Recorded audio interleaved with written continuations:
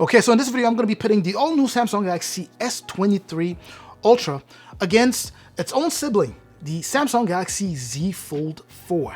Let's go ahead and jump in.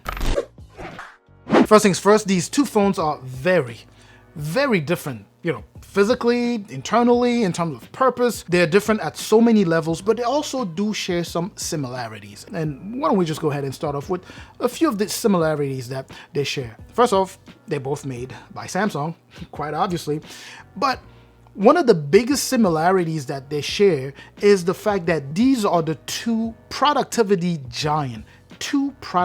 phones. They're both built, each one is built for productivity. And depending on what you're trying to achieve with your phone, one could actually be a lot more useful than the other. Let's go ahead and start off with the Samsung Galaxy S23 Ultra here. This is the newest baby by Samsung. Everyone loves it. Everyone knows this is probably going to be the phone of the year, without a doubt. This is such an amazing phone, right? It's coming loaded, of course, with the latest from Qualcomm's Snapdragon 8 Gen 2, made specifically for Galaxy, for the S23 series. That tells you that that chipset is tailored to optimize, to make sure that this phone is the best that it can be. On the Z Fold 4 here, of course, this dropped back in August. Of course, still made for productivity, but you have to keep in mind that this is not the same category of phones as the S23 Ultra, right? This is a foldable, right? So if you are the type who prefers to be on the bleeding edge of technology, the Z Fold 4 would probably be an easy pick for you. Let's go ahead and take a look at that inside display. You're looking at a gigantic 7.6 inches display. This is a dynamic AMOLED display, just like it is the case with the S23 Ultra there. It's a dynamic AMOLED display here, and it supports high refresh rate, also does support HDR10+. The brightness here is at 1200 in terms of peak brightness here. You're looking at 1200 nits, along with a resolution that's 1812 by 2176. So the PPI here is fairly dense at 373. And so far, obviously, I'm still just talking about the inside display. Then, of course, we have the outside display here. This is a 6.2 inches, so pretty much the size of a normal phone, right? Also a dynamic OLED display that also does support 120 Hz refresh rate with a resolution of 904 by 23 pixels. And as I'm going over these specs here, I'm pretty sure some of you are already familiar with what this phone is. This is more for people who don't know. Now let's go ahead and switch over to the S23 Ultra. You're looking at 1440 by 3088 in terms of the resolution here, and you only have one display. Support for 120 Hz refresh rate that actually starts at 1, from 1 all the way to 120 Hz refresh rate. Peak brightness here 1750, so essentially brighter phone than here. So under direct sunlight, this is even brighter. But I gotta tell you the truth, under direct sunlight, this one is already good at 1200 nits peak brightness. I'm not saying that every time you open your phone you have 1200 nits, but it's already good under direct sunlight. So the difference, not very much noticeable. You'll be able to tell when you put them side by side, but if you were just using this phone alone, you would not be bothered using it under direct sunlight. Let's go ahead and jump on the inside. Like I mentioned earlier, what you have here is a Qualcomm Snapdragon 8 Gen 2 made for Galaxy. When it comes down to performance, this is on paper, a faster, a better processor, especially because it's tailor-made for the S23 Ultra as opposed to what you have on the Z Fold 4 here. But here's the thing though, the Z Fold 4 is a high-level flagship tablet that performs very well. I haven't had any issues, whether I'm talking heavy gaming or handling multiple, or doing, multitasking, I should say, or running heavy tasks. No issues whatsoever on here. Samsung DeX played very well here. So this is essentially a small tablet in your pocket. Anyways, let's go ahead and switch over to the S23 Ultra here. In terms of performance, it's just a better performer than here. But again, like I mentioned, I don't really notice it, right? Because when you get to a point where they're both so good, even when another one comes in it's better than the other, you can barely tell the difference. So when it comes down, you might be able to notice maybe with video editing, but in either case, I could tell you that these processors are just very good. The good thing, or the better thing with the Galaxy S23 Ultra here is the fact that, you do have a new cooling chamber that makes the device not get warm that often. On top of that, the chipset here is actually made for better battery management. So in terms of battery, definitely better battery life out of the S23 Ultra here as opposed to the Z Fold 4. Plus the Z Fold 4, you're looking at 4400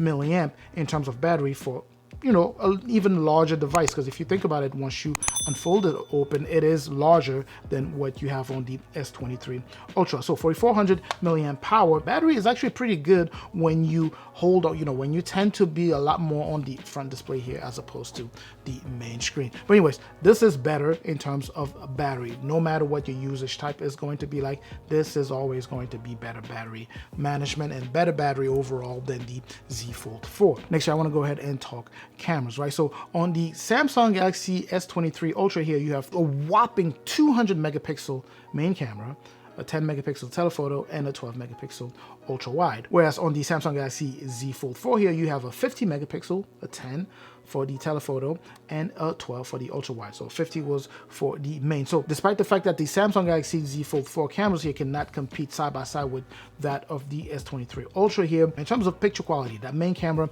is still very good. It's still flagship level, if you ask me. On top of that, you do have a selfie camera here, which is 10 megapixel, and you have another selfie camera on the inside, which is a 4 megapixel. Whereas on the S23 Ultra, you only have one, and that will be a 12 megapixel, which actually produces better picture quality than this. And plus, the S23 Ultra can do 8K at 30 frames per second. Now, my unit here, the S23 Ultra, is pushing the 12 gigs version because this is 512 gigs of internal storage. So I have 512 gigs of internal storage. That means I have 12 gigs of RAM. On my Z Fold 4 here, I also do have 512 gigs of internal storage along with 12 gigs of RAM. Now, if you were to go for the 256 gigs, which is the base or the 23, then you would be left with 8 gigs of RAM, as opposed to 256 gigs here on the Z Fold 4 here would still leave you with 12 gigs of RAM. The next thing to highlight here is the support for the Samsung S Pen. On the Samsung Galaxy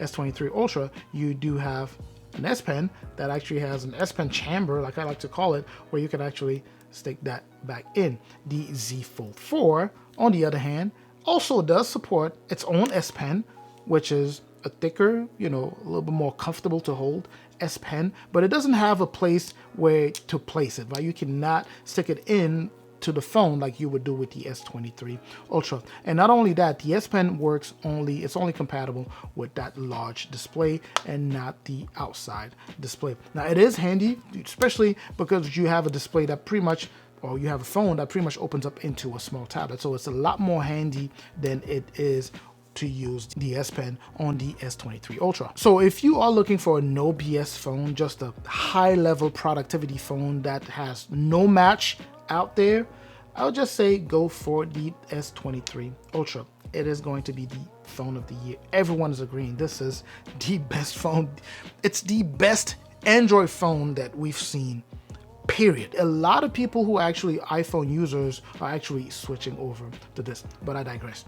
On the other hand, this is the best mainstream foldable your money could get. Remember, I'm not saying it's the best foldable out there, you know, because other companies are actually making some pretty decent, pretty good foldable phones out there, but this is the main one that's mainstream, especially in the US here. This is the best that the money can get. Let's say you love to be on the bleeding edge of technology, this would be one that I would advise you to go for. Now, in my specific case, if I have to choose between these two, I would go with the Fold, with the Z Fold 4 here. That's simply because I just like things that are different, right? The Galaxy Z Fold, a phone that folds into half and then you can put it in your pocket and you could turn it into a tablet. I personally think that is really, really cool. And it would be a tough choice for me to make. You know, I would probably hesitate a lot, but I'm pretty sure I would just go for the Z Fold. Now, that being said, which one is more practical? I think the Z Fold, in terms of just how practical it is in, you know, handling productivity,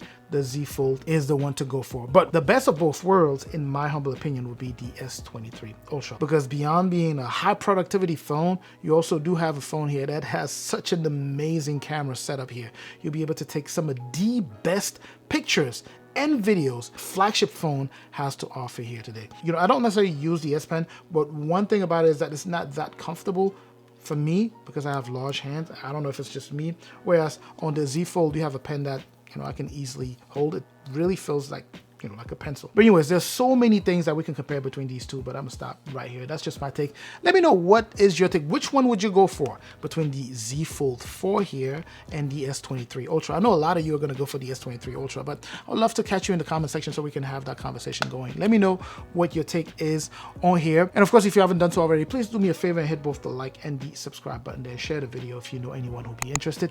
I'm gonna catch you in the comment section. Like I mentioned, I'm also gonna catch you in the next video. Up until that next video, of course, as always, stay safe out there.